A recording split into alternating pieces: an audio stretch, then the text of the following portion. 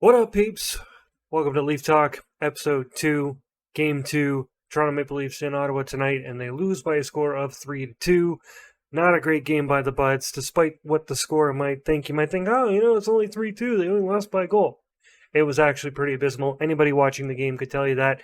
First period was clearly dominated by Ottawa, and for a team like the Toronto Maple Leafs who have talked about, wanting to start better, they did not start good against Montreal Canadiens. They did not start on time. They said that they were going to start on time, said they were going to be better. They failed.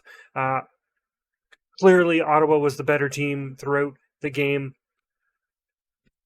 Much of the game, actually, I would say, until the late stages, but we'll get to that in a minute. The Ottawa Senators striking 3 times in the first period. Chris Tierney with his first goal, assisted by Nick Holden, Tyler Ennis, made it 1-0, 8 minutes and 31 seconds into the first, followed by a power play goal, 18 minutes and 58 seconds in the first period as Tyler Ennis gets on the board. Thomas Chabot and Tim Stützle getting the assist there, and with literally 0.06 seconds, it was like a fraction of a millisecond to go before the end of the period, Alex Fermenton would get a goal and assisted by Victor Mete, and just like that, it's 3-0 going into the end of the first period. The Leafs looked flat. They looked disinterested. Obviously, they played the night before, but you can't use that as an excuse. And I get that this is only the second game of the year, but we don't want these bad habits, right? I've seen this. Leaf fans have seen this thing again and again, time and time again, and it's just got to change. No scoring in the second period. Leafs did come out a little bit better. Late in the second period, or near the end of the second period, Peter Mrazek appeared to have hurt his groin, did not return, left the game. So, thoughts and prayers with Peter Mrazek. Hopefully, he won't be out too long. You never know with those kind of things, though. So Jack Campbell comes in, shuts the door in the third, giving the guys an opportunity. They would battle back. Jason Spezza getting his first of the year, assisted by Morgan Rielly and William Nylander on the power play at 3:11 in the third period. And then Willie Stiles getting his second of the year, scoring a power play goal, big power play goal at 8 minutes and 50 seconds in the third period, assisted by Jason Spezza and John Tavares.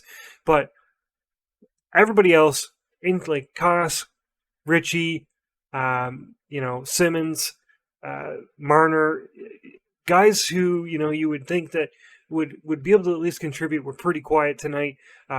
Basically a poor defensive showing. Unfortunately, they dug themselves a hole early, and the officiating was just atrocious, just absolutely garbage.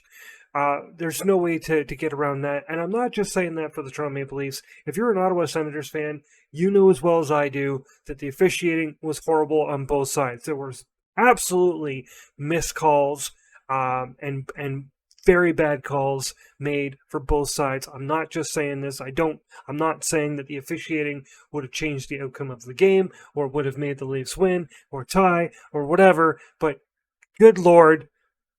John Tavares took a penalty for lifting a guy's stick.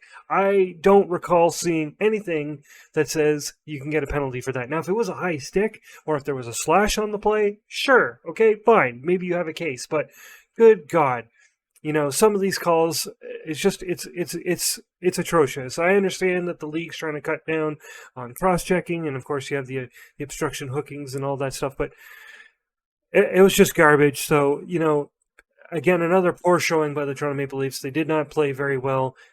They do get tomorrow off, and they are back at it at home in Toronto against these same Ottawa Senators. More than likely, Campbell will get the start for that. Again, we don't know the length of injury or how long Mrazek's going to be out. Obviously, he'll be evaluated. I'm hoping it's day-to-day.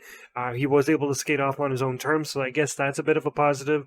But it's disconcerting when, you're hoping to have a tandem 1A, 1B kind of scenario, and, he gets hurt like that.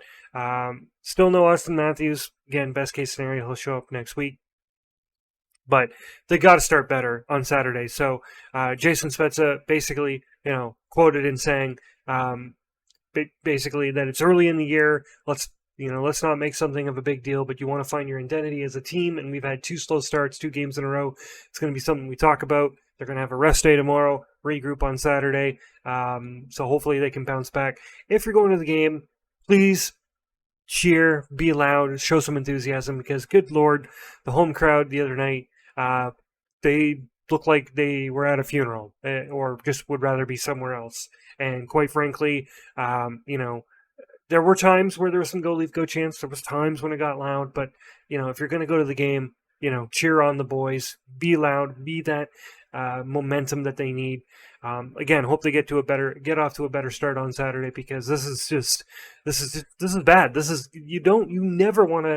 I mean, digging yourself a 3-0 hole like that, 9 times out of 10, you're not going to come back.